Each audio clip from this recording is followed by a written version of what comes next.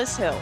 Welcome to Podsnappery, the willful determination to ignore the objectionable or inconvenient, at the same time assuming airs of superior virtue and noble resignation.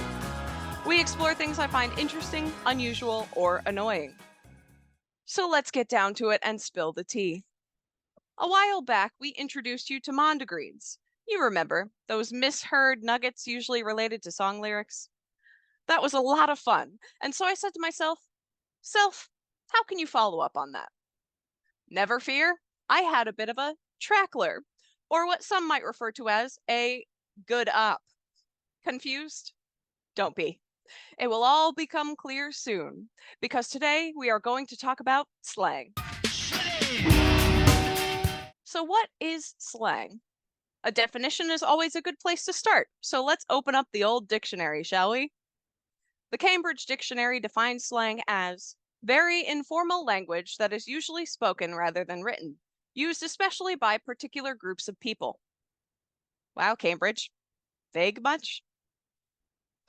Merriam-Webster offers language peculiar to a particular group, or an informal, non-standard vocabulary composed typically of coinages, arbitrarily changed words, and extravagant, forced, or facetious figures of speech. Okay, so like it or not, we now have a definition. How about a little history to go with it? The origins of the term slang as we know it today are, at best, uncertain. At least that is what most linguists have found. However, some lexicographers... Lex Luthor! No, lexicographer. You know, a person who compiles dictionaries? Anyway, some of them claim that the word slang is of Scandinavian origin, deriving either from the Icelandic slingva, to sling, or from the Norwegian verb slenja, to sling the jaw, which means to use abusive language. Well, fuck, I think we're good on that one. The term slang was first recognized by lexicographer Francis Gross in 1785. He defined it as cant or vulgar language. Shit. Right? I'm sensing a theme here. Interestingly enough, slang actually appeared before it was labeled as such, under the name of thieves' cant. This secret cryptic language, now fallen into disuse, with the exception of those in the tabletop gaming community, was created in England back around 1600 by thieves, tramps, and thieves. Well, close. Thieves, tramps, criminals, and vagabonds, actually, as a way of excluding or confusing a particular group of people, namely the authorities. Where's Lips Man? For decades, the word slang referred to the vocabulary of low or disreputable people. By the early 19th century, it was no longer exclusively associated with such groups, but continued to be applied to usages below the level of standard educated speech.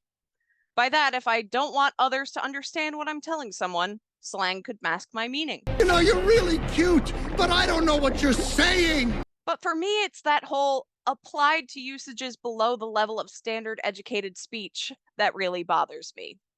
I mean, what the hell is that? Should we feel offended? I'm inclined to think so. Yet, at the same time, I'm wondering if that definition wasn't just a bunch of sour grapes. You know what I mean? A definition created by people who didn't understand what was being said around them and didn't like it. Don't know what that means. I didn't understand any of that. Perhaps in the same way, those very same people tried to use it as a tool against those that did use slang. Granted, that is pure conjecture, but in any case, I can't help but find it interesting. Now, if you know anything at all about me, you know I enjoy delving into the 19th century. So to that end, let's look at some 19th century slang. The word cake is a fun piece of Victorian slang. It was slang for face. Face. I wonder if that's why they call your mouth a cake hole. A coot is a small aquatic bird, but it was also slang for a stupid person or just someone who's acting stupidly. Ah, you old coot. Got it. A dragon was a chaperone in 19th century slang. And of course, dragon is usually a chaperone you don't much care for. Didn't know that, but makes sense. As does why we don't use chaperones much. At least not in that context. En garçon is a French term that got used as slang in English.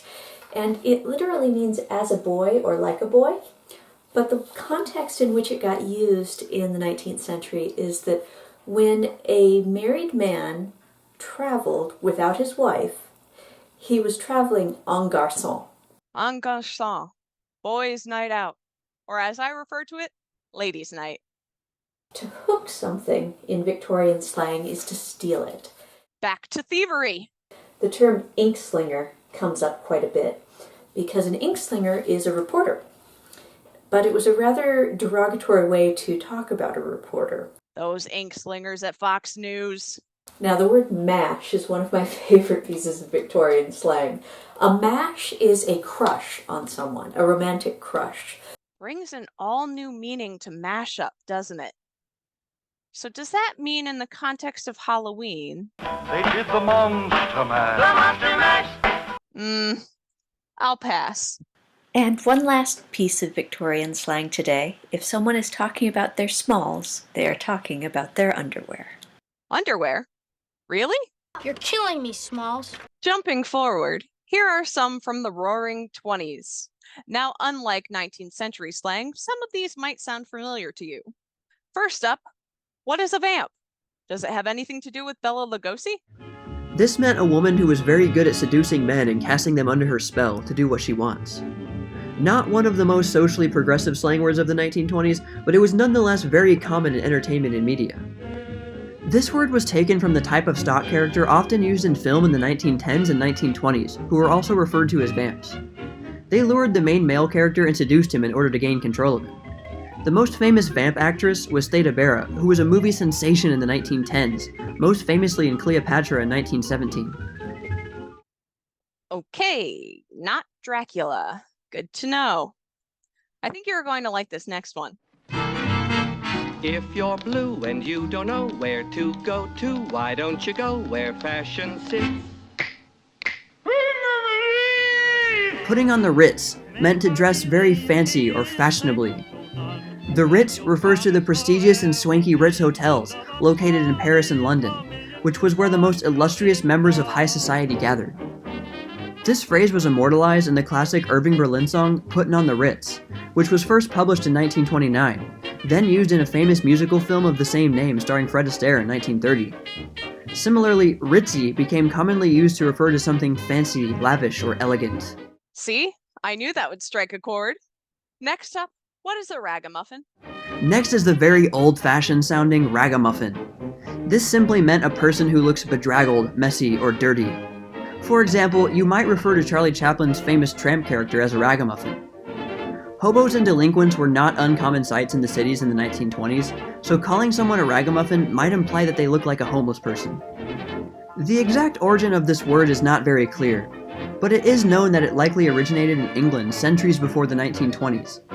Linguistically, the rag part clearly refers to something being ragged or resembling a rag, but the muffin part is a mystery.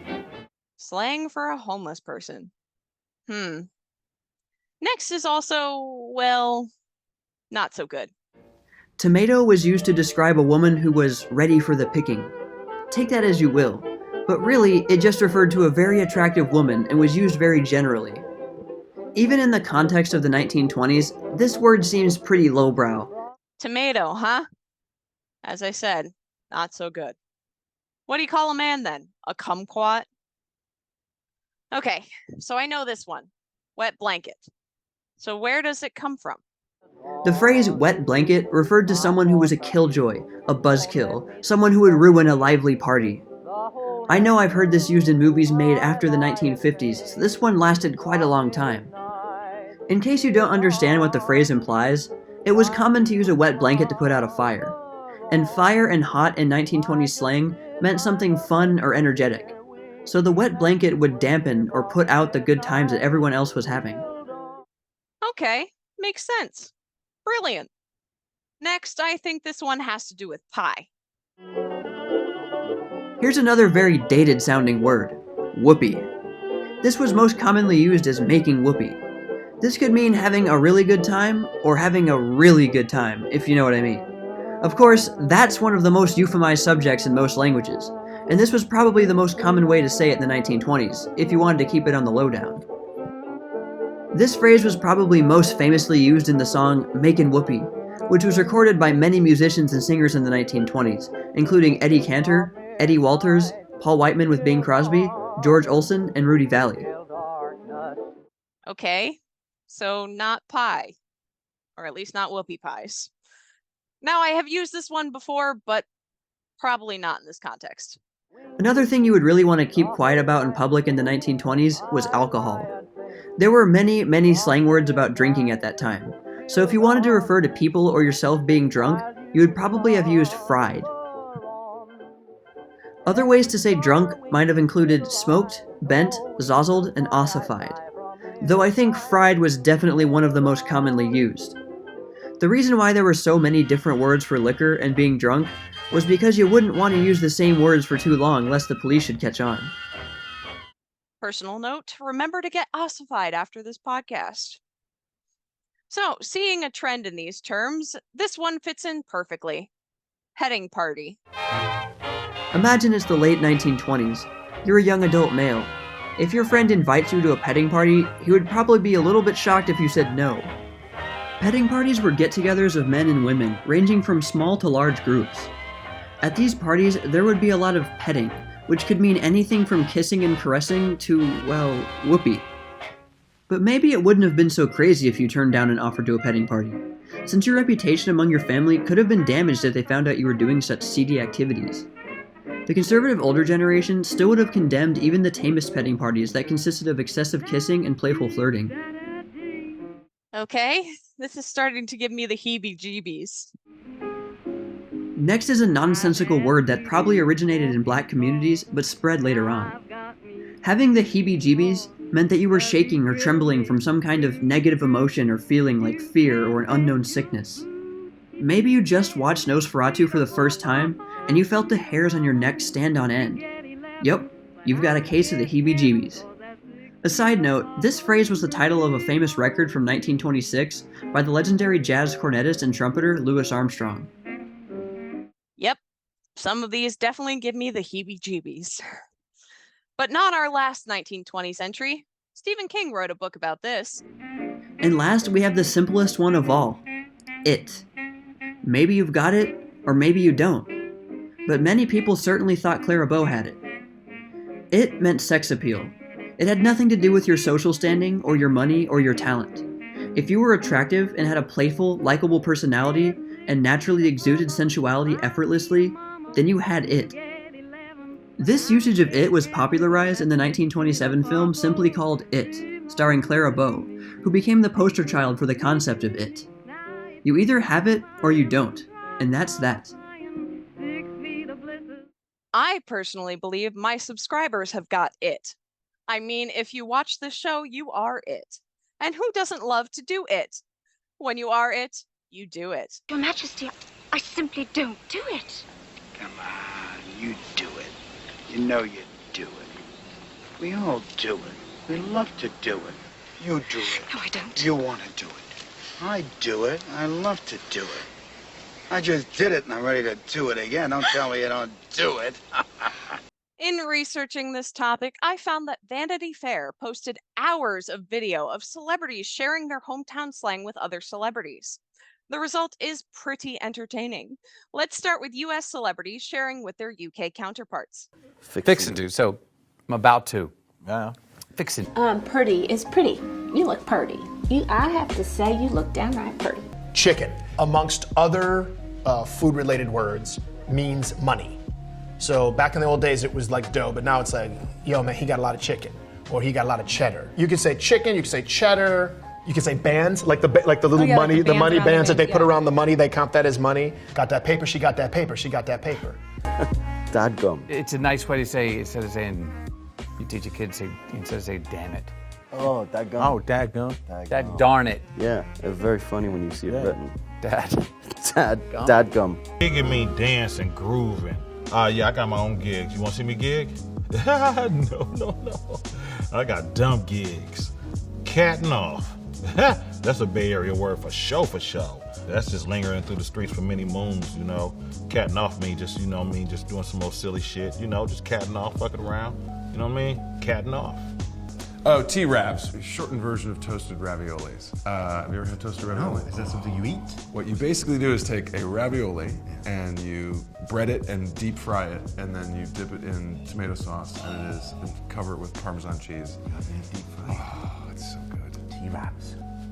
Farty far. Farty far. St. Louisans have what can only be described as a particular accent, especially when trying to pronounce the O vowel sometimes. Mm-hmm. So 44. Oh. Highway 44. Highway farty far. That should be. Large, George. That's a gorgeous orange farmal that you got wearing there. Now, slang in other countries can be a bit of fun too. And since turnabout is fair play. Quitch.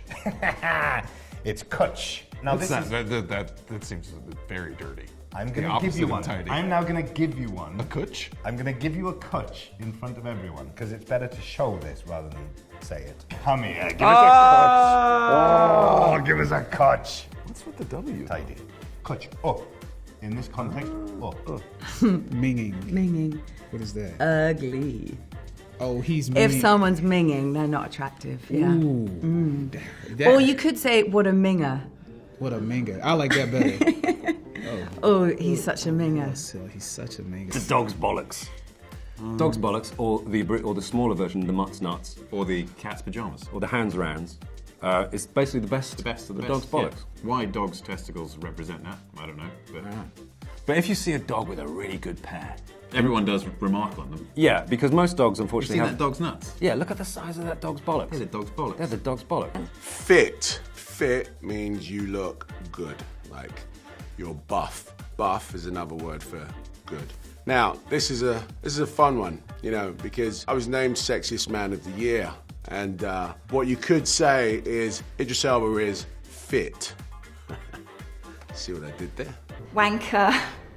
You're, a guy, someone it's derived from masturbation, and you can act like a wanker if you're doing something, you're behaving like a jerk. As in Judy?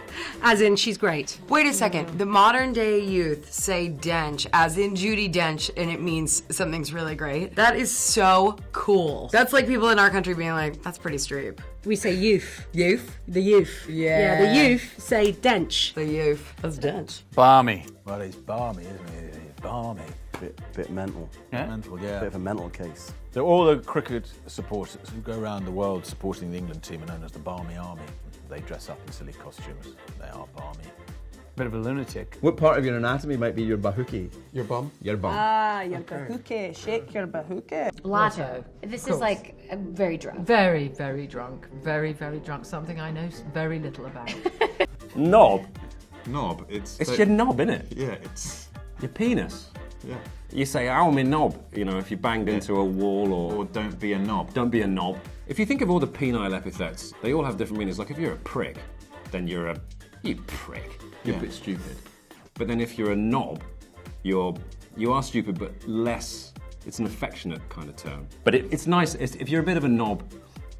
Like I'd say to you, oh, stop being a knob, Henry, and I wouldn't expect you to get offended. But if I called you a dick, then I'd be wrong because you're not a dick. You're a lovely man.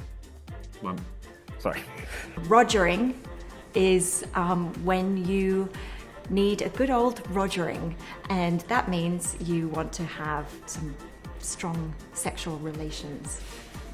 Pure Barry means that's brilliant, it's wonderful. In Scotland, pretty much everybody is sarcastic all the time, so there's a pretty good chance if you hear Pure Barry, they're actually telling you that you're a dick, which is pretty much what every other conversation in Scotland is. Like, my friend a few years ago said to me, he put his arms around me and he said, I just want to say, Jerry, through all this success, I love that you haven't changed. You're still a dick. I love it. Some of those really do harken back to those earlier definitions. So just like back in the day, slang can be very generational. Speaking of generational, try this Gen Z slang on for size. Hi there, can I help you? Yes, I'm finna get a PC got. Mine's high key sus. It's literally slower than a boomer, and the lag is dead ass so cringe. I was playing Valorant last night and it was such a bad vibe. If I get one more L, I'm gonna yeet it out a window, no cap. Oh, yeet. I don't think we have any yeets in stock. Is that a problem? CEO of misunderstanding me much. I literally just said I want to glow up my setup, as in I want it to be a whole ass snack. I want us to be the OTP, because right now we're absolute dog water. Snacks, Ellie, I need help. Yeah, what's up? This girl's asking for a whole ass snack? I know what's going on here. Sorry, we don't sell snacks at this store, but there's a nice little bakery over the road for you. It's the actual audacity for me. You need to take several seats right now. What seems to be the problem here? This chuggy ass store is currently serving me complete incompetence. I'm about 1 second away from posting a video that'll cancel you all so severely that the planet you're all responsible for killing is going to succumb to global warming before you financially and socially recover. Unless someone glows up my setup right now.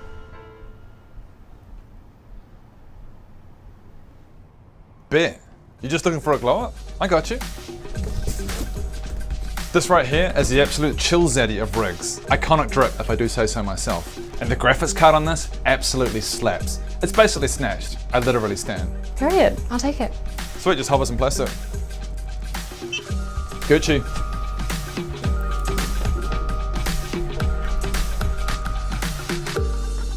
It's the pay cuts for me. What just happened? I don't know. And who's Stan? Yeah, I feel that. Perhaps the biggest source of slang words, however, is the internet. In today's electronic age, that fact should surprise no one. Sometimes this happens due to the changing nature of technology itself. Selfie, anyone? Other times, it's a quickly changing trend. YOLO. The World Wide Web inspires more new slang words than anything else. You cannot trust the system. I told you, when you're in the system, they switch the flip and you're done. Man, satellites, cell phones, chips, net, the web, the dentist. But the net isn't just the source of new slang. It also helps those words enter our minds and change our language more rapidly than ever before. The interwebs and social media can help new slang pop up and be known worldwide in a matter of weeks, days, or even hours. What? So, the willful determination to ignore the objectionable or inconvenient, at the same time assuming airs of superior virtue and noble resignation. That, my friends, is Podsnappery. Thanks for watching. I'm Liz Hill. Hey, if you liked this, don't forget to click on that subscribe button and maybe even hit that little bell if you're game. Remember, before you criticize a person, walk a mile in their shoes. That way, you will be a mile away, and they won't have any shoes.